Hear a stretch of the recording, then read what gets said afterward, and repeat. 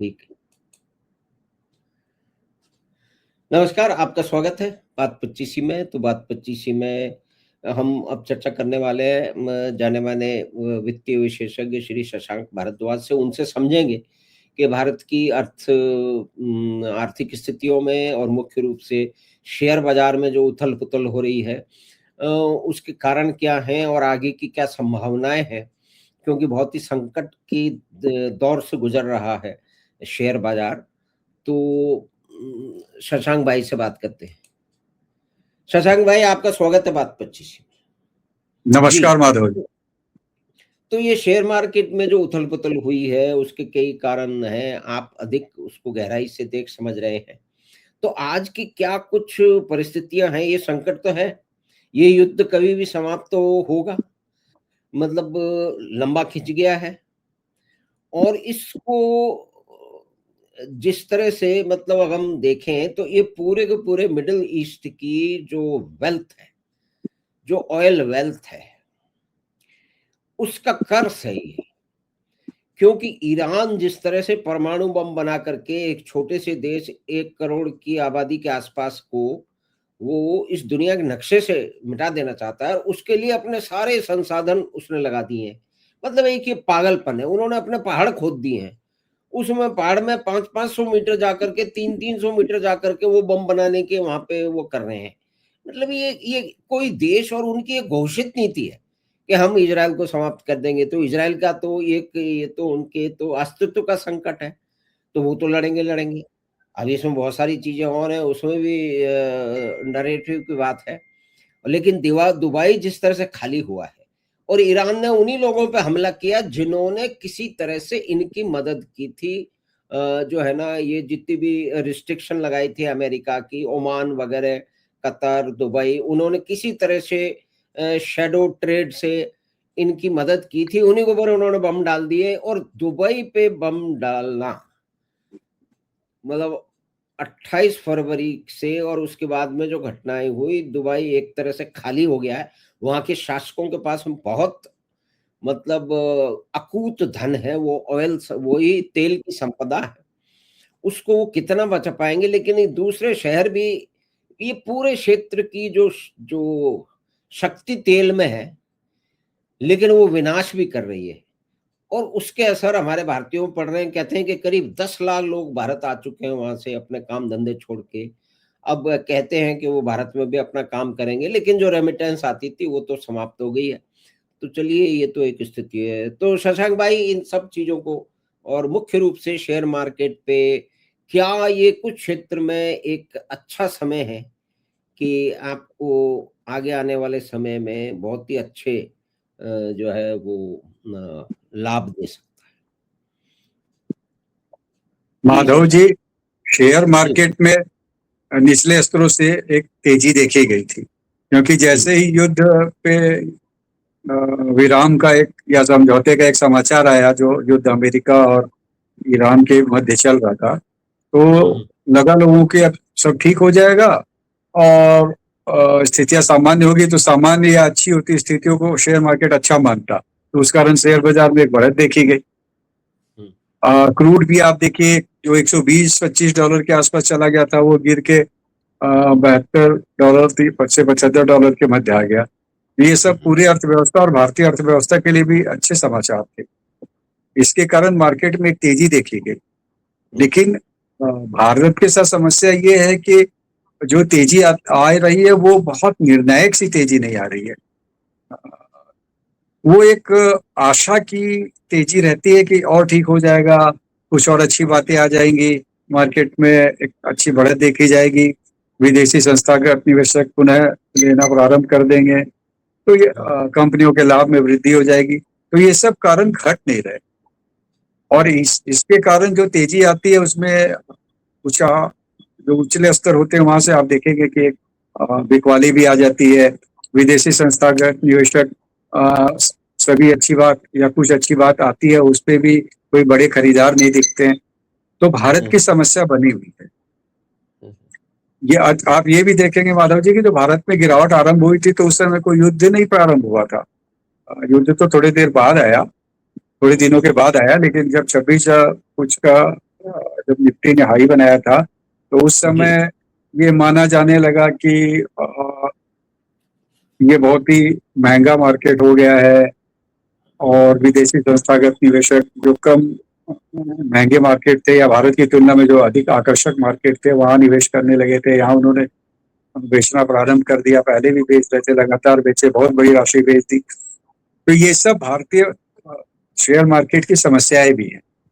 जब तक इन समस्याओं पे कोई सकारात्मक बात नहीं आएगी तब तक हमारी जो बढ़त रहेगी वो एक निर्णायक और थोड़ी अधिक बड़ी बढ़त के रूप में परिवर्तित होना थोड़ा कठिन हो गया है। इसलिए जी आप देखते होंगे कि मार्केट उछलते हैं फिर ठंडे हो जाते, उछलते हैं फिर ठंडे हो जाते। तो इस दिशा में कुछ कारक तो हमारे हाथ में नहीं है, जैसे हम युद्ध नहीं रुकवा सकते।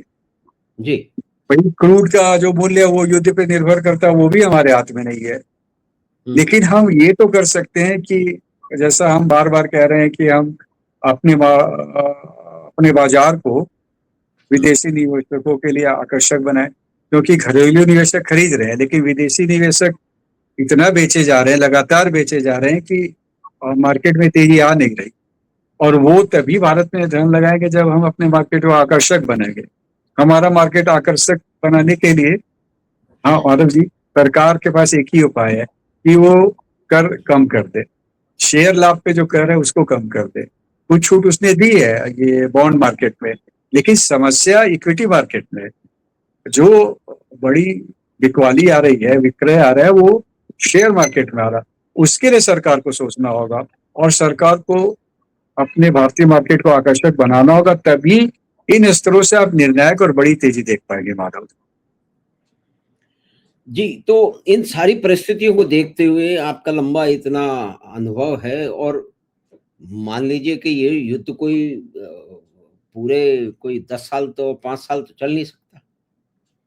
मतलब वो यूक्रेन की और रशिया की तो एक अलग बात है और यहाँ पे ईरान का अधिकतर जो है वो जो उनके जो एसेट्स हैं वो बहुत सारे खत्म हो चुके हैं। लेकिन वो आईआरसीजी जो है उनका जो पागलपन है और उनकी पूरी तो जो जिस तरह से उनके जो शासन तंत्र है उसका कठोर कंट्रोल है अपनी जनता पे और उन्होंने मतलब एक ये पागलपन है कि भी इजराइल को समाप्त करना है। लेकिन ये मान लीजिए 2 महीने में समाप्त हो जाता है तो उसमें ऊपर नीचे जो भी होगा कुछ घटनाओं के कारण। तो क्या आप समझते हैं कि कुछ ऐसे सेक्टर हैं उसमें कुछ विशेष शेयर हैं जो कि हो सकता है 5% नीचे चले जाए लेकिन 15 से 20% ऊपर जाने की संभावना उनमें है क्षेत्र और उसमें वो आप कुछ उसमें निश्चय ही हम ये कहेंगे कि अगर कोई भी निवेशक ऐसा करें तो वो अपने वित्तीय सहायक से निश्चय उनसे राय ले ले उसके बाद ही इस तरह के निवेश करें। हम चर्चा कर रहे हैं संभावनाओं पे शशांक भाई की मदद से। क्रूड नीचे आया, क्रूड नीचे आने का सीधा लाभ तेल वितरण कंपनियों को होता। तो आईओसी है, बीपीसीएल है, इन शेयरों में एक अच्छी तेजी देखी जा सकती, क्योंकि अभी के भाव में तेल पे जो ये घाटा उठा रही थी वो घाटा नहीं हो रहा है, तो उनको इससे लाभ होगा। अगर जो पीएसयू बैंक है उसमें भी जो छोटे पीएसयू बैंक है वो बहुत आकर्षक मूल्यांकन पर मिल रहे हैं, वहां पे एक वृद्धि देखी जा सकती है। अगर हम शेयर विशेष के रूप में नहीं जाके खाली सेक्टर की बात करें तो मानसून आने वाला है। लोग कहते हैं कि मानसून थोड़ा कम हो सकता है, लेकिन मेरा तो ये मानना है कि आप इसको अंधविश्वास समझ लें या कोई मोदी के प्रति अच्छा भाव समझ लें कि मोदी के रहते मानसून हमारे यहाँ फेल होने वाला नहीं है, असफल होने वाला नहीं है। तो वर्षा अगर अच्छी होगी तो कृषि कार्य बढ़ेंगे, तो फर्टिलाइजर या कृषि क्षेत्र से जो संबंध कंपनियां हैं उनमें एक अच्छी बढ़त देखी जा सकती है। लेकिन माधव जी, बढ़त लाने के लिए सरकार को कुछ आकर्षक पग उठाने ही पड़ेंगे, क्योंकि अभी भी 70 लाख करोड़ रुपया विदेशी निवेश हमारे यहाँ है। और विदेशी निवेश के लिए ये आवश्यक नहीं होता कि कोई एक ही राष्ट्र में वो धन लगाए, उनको जहाँ कोई राष्ट्र आकर्षक लगता है वहां वो चले जाते हैं। तो सरकार को इस विषय में सोचना होगा। और चूंकि विदेशी निवेश मात्र ऐसा नहीं है कि रुपए में बेच दिया और चले गए, उसके बाद उसको डॉलर में वो परिवर्तित करते हैं, और इस कारण अगर वो अपना निवेश यहाँ से बाहर ले जाते हैं तो हमारा डॉलर वो रुपये की तुलना में उसकी मांग बढ़ जाती है, तो उसका मूल्य बढ़ जाता है और हमारी विदेशी मुद्रा पे भी प्रभाव पड़ता। तो सरकार को इन सब विषयों पे सोच के शेयर लाभ पे कर कम करना चाहिए। परिस्थितियां और भी अनुकूल अगर हो जाएंगी, मान लीजिए युद्ध पूर्णतः समाप्त हो गया, हालांकि अभी वापस युद्ध प्रारंभ हो गया, सप्ताहांत में फिर पता चला है कि ईरान और अमेरिका ने एक दूसरे पे आक्रमण किए हैं। तो अब ये देखना होगा कि इस आक्रमण को सारा विश्व कैसे लेता है, रूट पे इसका क्या प्रभाव पड़ता है, और विदेशी निवेशक भारत में पुनः खरीदारी कब प्रारंभ करते हैं। इन सब कारकों पे विचार करके ही हम एक बड़ी और अच्छी तेजी की बात सोच सकते हैं। युद्ध समाप्त होने की आहट से और युद्ध समाप्त होने की संभावना से, और जब ये निर्णय आ गया तब मार्केट में अच्छा उछाल आया था, और जो अपना स्मॉल कैप और मिड कैप सूचकांक है उसमें बड़ी अच्छी बढ़त देखी गई थी, वो अपने उच्चतम स्तरों के आसपास था। लेकिन बाद में जब अचानक ये फिर से बात आ गई कि युद्ध होगा या सब युद्ध विराम है उसमें कोई खलल पड़ेगा, तो उसके कारण फिर से देखिए मार्केट में एक शुक्रवार को अच्छी वाली देखी गई थी। तो मेरा ये मानना है कि सभी परिस्थितियां समान होने के बाद भी सरकार को शेयर पे जो कर है उसको कम करना ही होगा, अगर वो भारत में एक अच्छी शेयर मार्केट वृद्धि देखना चाहती। माधव, तो एक और जो बात है जो कि कई बार जब हुआ कि भाई शेयर मार्केट के जो आपका पीई रेशो है वो भारत में बहुत अधिक चढ़ गया, तो अगर हम उसको आगे जाके एनालाइज करें कि भारत की अर्थव्यवस्था, और आप देखिए कि अब मोबाइल फोन जो आईफोन है वो भारत में बनने लगे हैं और अमेरिका में अधिकतर भारत के ही जा रहे हैं, पहले वो चीन से जा रहे थे, तो ये परिवर्तन तो हो गया, उसके अपने कारण है। लेकिन आज भी हम इस बात से इनकार नहीं कर सकते कि हमारी पूरी की पूरी जो वैल्यू चेन है, वो वैल्यू चेन इतनी सुस्त है, उसमें इतना जंग लगा हुआ है। मतलब आप देखिए कि जब एक लेटरल एंटी की शुरुआत हुई उसको राजनीतिक कारणों से रोक दिया गया, भाई एक्सपर्ट आपको चाहिए ही नहीं।